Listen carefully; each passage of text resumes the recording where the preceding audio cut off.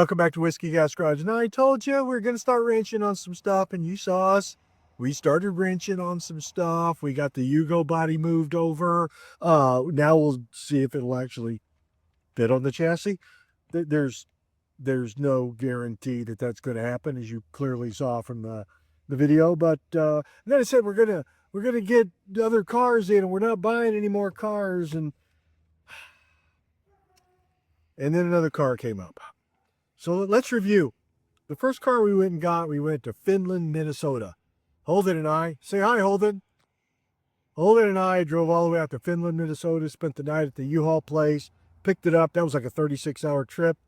And then there was the R5, which was in Chicago, someplace, Illinois.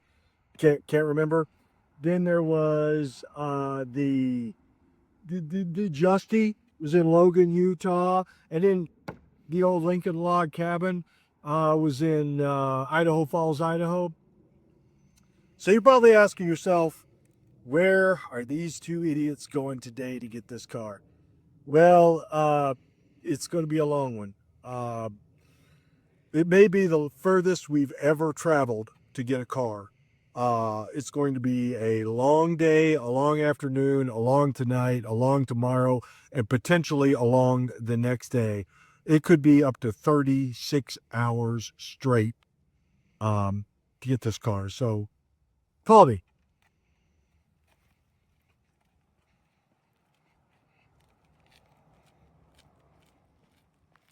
Oh.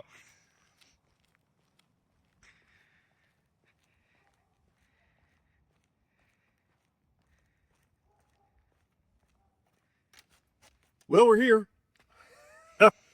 Whew. Boy, am I tired. That was quite the walk. Let's show them how far we walked, Cole. We walked from there to here. From there to here. One more time. From there to here. And so, I don't know, we were doing some other video. Maybe we were driving the chassis around. I can't remember. And I said, look, my neighbor's got a VW Scirocco, which of course is not a VW Scirocco. It's a Nissan Sentra. And he had got this thing from his grandpa, and wasn't running, still not running. Some kind of issues, probably far beyond my mechanical capability. And then he decided he was going to scrap it. And then I stepped in like, wait, I'll save this car. And so now we're not going to scrap it. So this was our commute. Our commute was from the house, from there to here. But now what I'm going to do is I consolidated some cars in tight areas. And technically, let me just say this for the record. When we moved the Yugo body onto the TR7, we've turned two cars into one car. And technically, now in my agreement with my wife to only have, I think it was 10, but we upped it to 12, to only have 12 vehicles at any given time. Technically, by moving that car over, we've subtracted a car. Is that the same kind of math you have, Holden? I mean, we had a car and a frame, and now we have a car and a frame. So, well, the frame's going to go away. Well, when the frame goes away. Okay, well, technically, but maybe we'll tell your mom about this. Well, the frame's not a car, so. That's what I'm saying. That's the Holden's got it down. So Holden and I are going to push this car from here over to behind the Lincoln log cabin, and that is going to be the entirety of the going to get this car. So I brought my tripod here. We're gonna put it up on a tripod, and then Holden and I are gonna do that. We're gonna do it, and we're gonna turn it, and we're gonna push, and we're gonna put it in behind the Lincoln log cabin. Then we're gonna get out here and wash it, because it doesn't run and dry, but it's damn sure gonna look like it does. So y'all hang in, hang out, and hang on for what clearly is the longest we've ever traveled to get a car.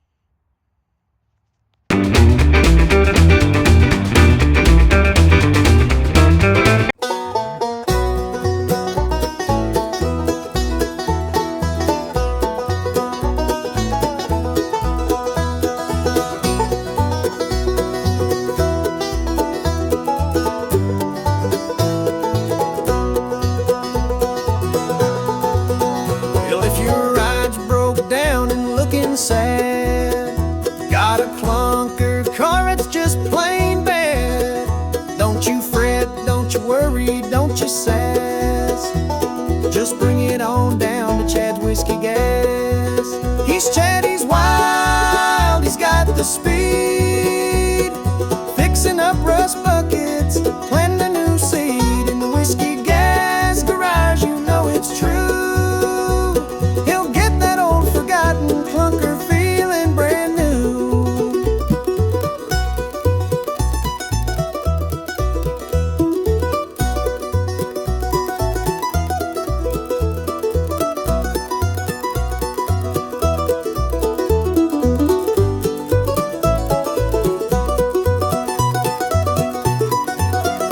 Got a spark plug missing, an engine that moans.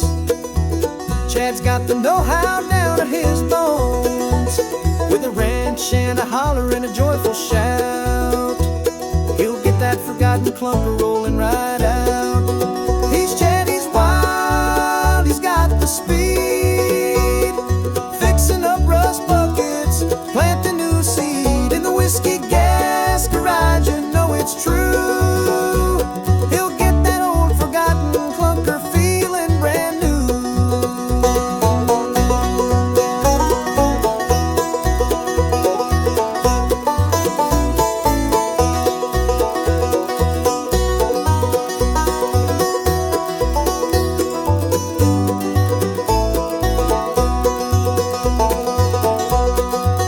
He's Chad, he's wild, he's got the speed. Fixing up rust buckets, planting a new seed. In the Whiskey Gas garage, you know it's true.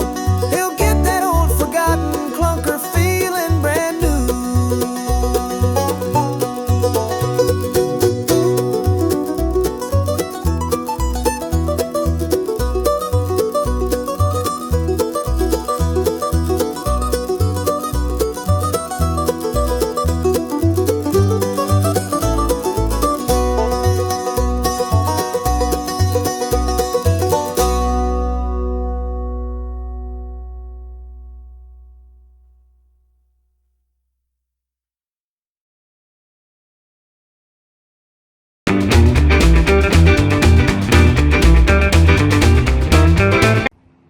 All right, guys and gals, let's see what we've got ourselves into here. Now, somebody commented the other day, why do you wash your cars before you know if they'll run or drive? Because I need some incentive to get them to run and drive. What are they going to look like? What are they going to feel like? So let's just take a walk around her here. She's red-ish. Now the paint is, you can see it is incredibly oxidized. It's got all kinds of streaks and stains in it that are not coming out to the touch. But you know me, I'm a little curious about what they'll look like if we actually put a little love on them. And the answer is they'll look like me, because I can see myself. Hey, how you doing? Right there in the shine. So there's kind of the line. We did this sort of third of the hood to the right here, and she looks like pretty. For a 1987, I don't know if it's been painted or not. We'll get into all that. But you can see there on the side what she looks like. We did one spot on the door to give you an idea. So not done. Paint's pretty rough. And then that little hole in the middle is done, and the paint looks great. I think she's gonna, and this was all just hand done. I didn't buff this out with a machine or anything. This is just coming over it with a little bit of rubbing compound, and then just hit a couple of spots with some wax to see what it was gonna do. This is what I use. Use what you want. This one's got a red car on it, Maguire's Ultimate Compound Color and Clarify Restorer. It's got a red car, and this is a red car, red car, red car. Figure that's the one for it. This had a silver car on it, but I thought, what the hell? So it's got some wax on it, and we'll have to do the whole car, as you can tell. We washed her, but that's dry. And dry, she looks bad. The paint has been, it's just really bad. It's oxidized, and it's bad. Sat a long time. Been off the road, I think about 14 years. Don't really know for sure. The kid next door who got it from his grandfather. They drove it. It's an interference motor, and We may have bent valves, we may have a bad motor, we may just be out of time. I don't know, but it's got a new battery. And you know, he offered it to me for scrap value, and scrap value here in Old Bertha, Colorado, and this girl, probably about $200 if you took it in, but it hadn't got a speck of rust on it, boys. I put a new motor in it and get my money. I gave him $300. He asked me $200 for it. I gave him $300. And you can ask him, he'll tell you the truth. I gave him $100 more than he was asking, because I think that even if we don't get it running, it's worth more than that. I'll make yard art out of it. We'll do something, because it's got stuff. She's a Nissan Sentra 1987, and she is a 5-speed 1.6 liter single overhead cam motor, I think, and she's got 4-wheel drive. She's a 4-wheel drive XE is her badging, though I don't see the badging on her, which tells me she may have been painted at some point in her life. But let's look on the inside here and see what she looks like. So she's clean. Her door cards are there. There's some crack in leather and dirt and other stuff, but the seats aren't torn. We can grate stuff those to make it look like it's got great stuff. I have zero idea how many miles are on this thing. It still looks like 108,000 miles on her. She's an AC car, of course she is. And like the Subaru Justy, 5-speed, boom. Button you hit to do the 4-wheel drive, which I really liked that in the late 80s. This is an 87, Nissan made it, 89, clearly Subaru made it. But she's clean in here. She's got doors and she's got windows and, you know, stuff. Got a little crack in the windshield, doesn't mean anything. Probably still make them. Got the old fuel gauge, and she's got a temperature gauge, and the rest looks like it's some kind of lights. You hit the key, it just spins. I'm not going to put you through that because he bought the wrong battery for it. And let's see what we got in here. Okay. We got stuff in here. We got 3-in-1 dry lube and SPF 50. You know, for a bald head like mine, that's a plus. We got owner's manuals. 1987 Nissan Sentra owner's manual. So we got stuff, and we got wiring diagrams and operation instructions for the Panasonic. So she got the factory stereo in her with a cassette player. I wonder if that works. Let's just, well, no, the key doesn't work, so that doesn't matter. Battery's not hooked up. So she's got stuff. Let's see here. Okay. Door locks work apparently, because I locked myself out. Oh, great. Parts. Yay. I always like finding parts. He said he put a new coil in her, and it looks like maybe a spark plug wire or two, and there's lots of loose screws. That's always positive. Oh, there's some tags. Let's see when that says 24. I don't know, that doesn't track, but the back seat is in just great shape. Those are two different tags anyway. Back seat's in great shape, and you can fold these seats down. And she was called a station wagon. That was her official name. It was the Nissan station wagon. I guess because she had 5 doors and some station wagon-like characteristics. Let me grab the keys out of her here. She got one of those buttons you push. Those buttons are always a pain in the butt. Done. And then back here, you push that, and I don't know, maybe turn. I'm not sure. Oh, well, whatever that is, something happened. Oh, well, that stays up. And then more battery cables, and that looks like it was broken. And that's bad. And there's good, plenty of extra screws left over. I like that he tinkered with it a little bit and just wasn't able to get much done to it. So we're going to take over the tinkering and see what we can get done to it. All this stuff came free. Here's the coil on her. And I got a roll of paper towels. I might take that back over to my neighbors. They're good people. I like them. I like their kids. They dog sit for us. So they're, oh, good God. No wonder that's called a station wagon. That's a heavy back door. So let's pull back on her here. Let me see if we can get into that motor compartment. Let's see here. Want to be a little pulley. Oh, yeah. Of course, this was right after I promised that I would not be buying any more cars until we fixed at least something that we have. Hold on a second. Let me see if I can get this. Here, you can still hear me, but you're looking at the hood of the car because I have to. There we go. Let's see here. She got a stick. She's got a stick. We're doing just fine. So 1.6, you know, it is four-wheel drive, all-wheel drive. You just hit a button and, you know, that's the wrong battery and the cable won't reach, and that's fine. But it doesn't do anything. We're pretty sure it's not getting any spark. It's got some cables. Some are cables, some are new, and some are old, so that's fine. But she has stuff. I just don't know what all that stuff does, what it is, if any of it actually works or not. Let's see here. She's got brake fluid in her. Well, we saw some brake fluid back there, so let's see if she's got any oil in her.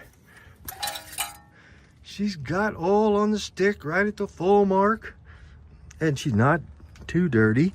Not that he's changed it, but, and now I can't see where that damn dipstick goes back in. Okay, that could be a problem. All right, we'll come back to that. We got more hands and more lights. So, okay, she's all there. She's a 1.6 Nissan Sentra from 1987. She looks rad, but boy, she's got a lot of work that needs to be done on this paint. At least, you know, we know she'll buff out. She'll polish up pretty.